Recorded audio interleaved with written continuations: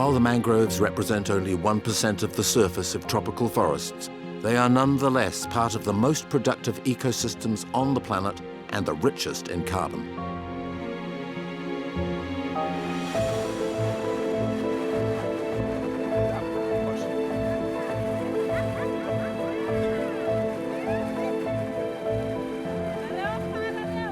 Protecting such productive forests is vital.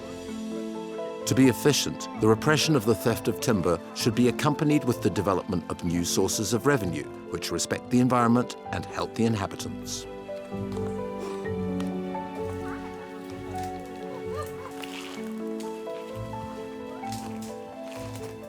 The villagers of Boanamary have recently been initiated in the harvest of wild silk with cocoons which are widespread in some mangrove species.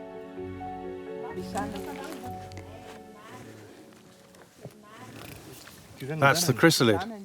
Yes, that's it. The baby sleeps inside. The chrysalid stays inside the cocoon until it becomes a mother butterfly, which flies off. Mangroves are the natural habitat of Boanamary madagascariensis, a caterpillar endemic to the island of Madagascar.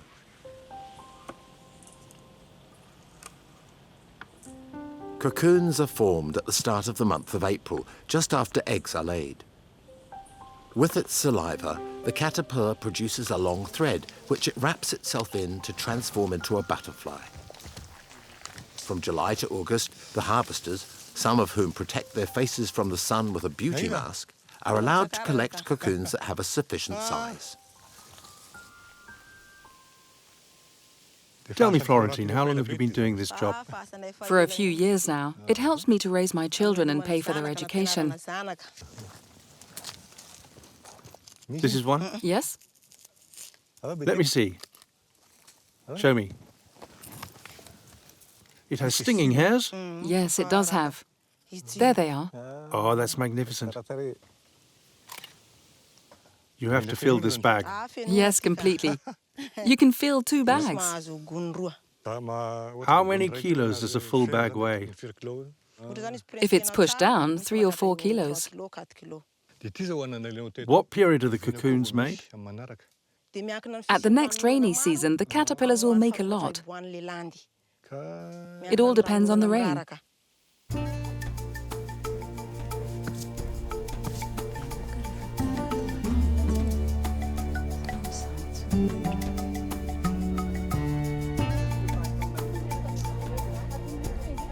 The harvest is the responsibility of an organization called Businesswomen and Environment of Majuanga. The cocoons are first shaken in a net to remove their stinging hairs. Then, those that are empty are sorted, and the rest of the chrysalid is cleaned. After that, the cocoons are placed in a pot containing a softening mixture made of ashes and soap.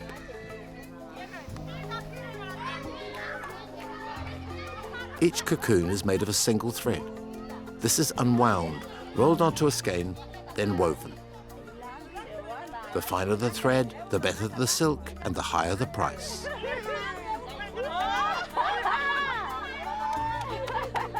Local silk has great importance in Madagascan culture. In the past, only the nobility and royal family had the right to wear this luxurious material.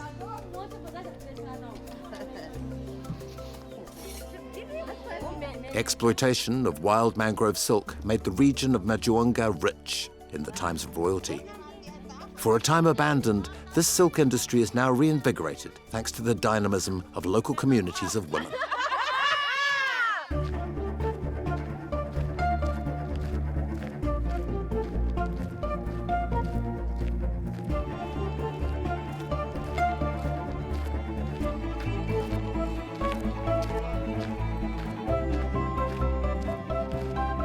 In the neighboring village of Antifiabi, Roger Sianotsky, the local manager of forest preservation, introduces the fishermen to the production of a nectar that is still not widely known: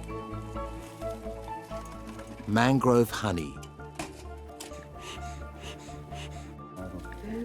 For most of the villagers, it's a new activity which brings them complementary resources. I'm going to show you how to collect the honey. This is what we do first. There you are. They're starting to panic. The queen warns the nest because she senses the smoke first. Did she hear us come? She produces pheromones. She warns the guards of the danger. There are the guards. I'll take the frame from the middle.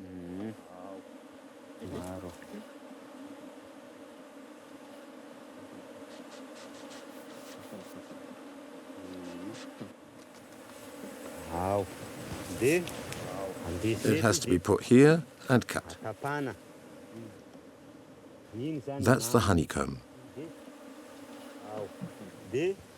Then you put the frame back in place.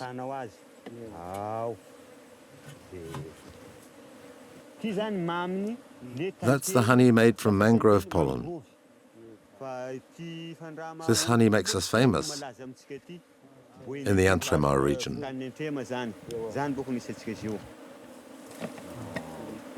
Traditionally, honey is a food offered by the gods to mankind.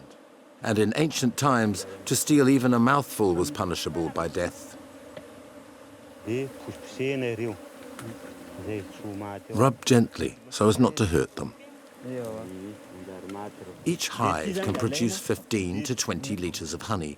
With 20 hives, a beekeeper can rise above the poverty level. Honey is sacred. In our region, it's found in all our traditions. It's a primordial element. I began beekeeping so that the villagers and I could improve our lives.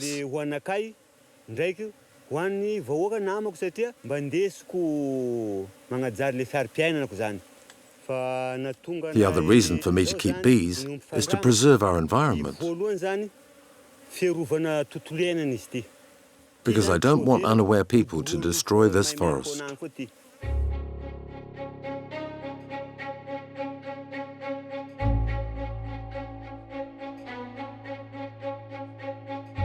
The sale of honey and wild silk contribute to promoting the advantages of the mangroves and encourage local populations to preserve them.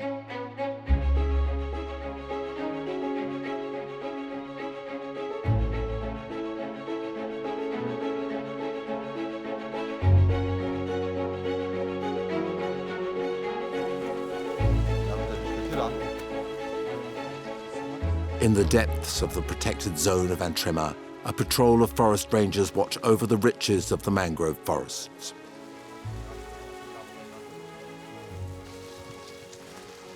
There are lots of burrows here. Is that growing? Sure, it'll grow. The seed falls from the mangrove and plants itself in the mud. It falls and fixes itself in the ground to grow. No need for a hole. No need. The tree reproduces directly in the mud. And it falls in that position? The tide water will put it in the right position. Ah, it rights itself. Yes, it's automatic. It develops roots, which allow it to grow up. Great.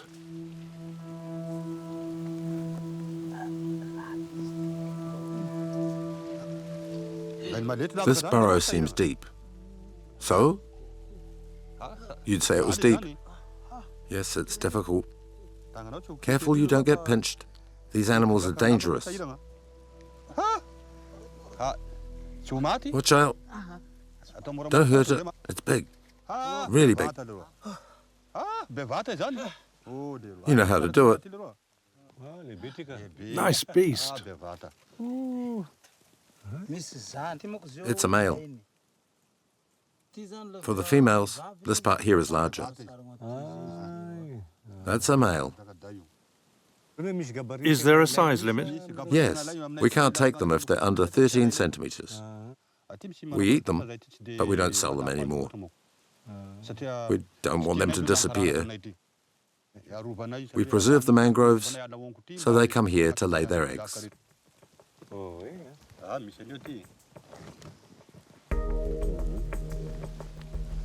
The mangrove crab, also called mud crab, lays its eggs between August and October.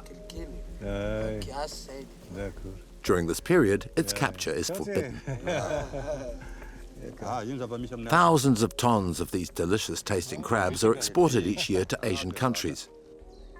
In some mangrove zones, taking too many has meant that there are no more large individuals. Without controls, they risk disappearing. The rules are there to protect them. You know how to protect our resources.